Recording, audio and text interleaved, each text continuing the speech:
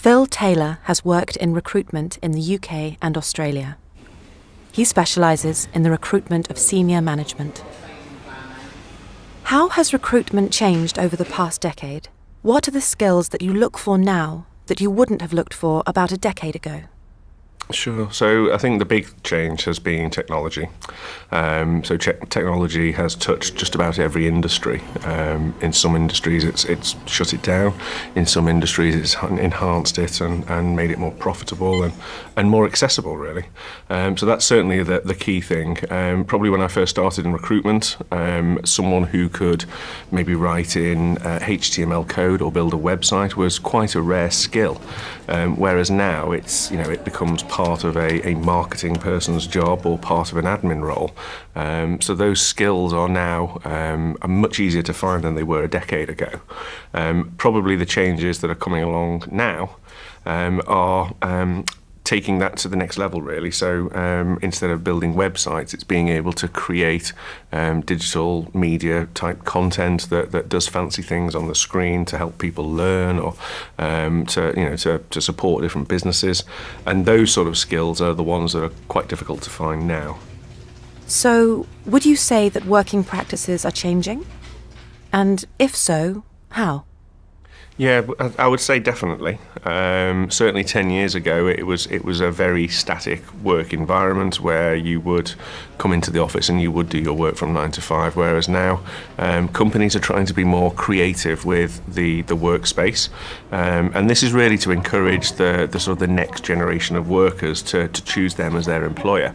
And so that would be things like working from your iPad in the coffee shop down the road, maybe. Or, it could be that you only need to be in the office 3 days a week as opposed to the traditional 5 days a week, and have those 2 days to work somewhere else. So agile working has become quite a popular thing with a lot of large companies, particularly companies that are running out of office space and don't have the opportunity to buy more space. Do you think in general, not related to your employer particularly, that agile working works?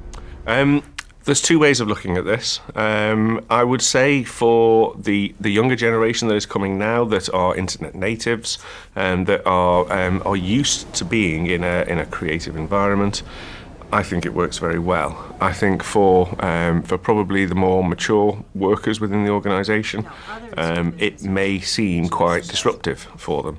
And having, not having their own set workspace, not having their own files around them all the time, probably can be quite unsettling. However, it's proven to work in several organisations, from the top executives down to the junior members of staff. So there are proven examples of where it has worked. What challenges do you see in the changes in skills required and working practices today? Yeah, I would say the challenges, if we talk about maybe the businesses first, probably the challenge is not having all your staff in one place and seeing what they're doing. So you don't have full visibility of their productivity on a day-to-day basis. Obviously, you will see the outputs of the work that they produce, at certain points throughout the week or the month, etc. But not having all your staff in one place could possibly be quite unsettling to some businesses, particularly small business, where profits and margins are incredibly important. If maybe then we went on to workers, I would say probably the challenge for workers is maybe not having your own workstation or your own office, which a lot of people traditionally have been used to. That can be quite unsettling for some people, but I think all of these challenges can be overcome if the types of working practices that we're talking about are implemented successfully within a business. Do you think there are any dangers to the areas of productivity, creativity and motivation with new working practices that you just outlined?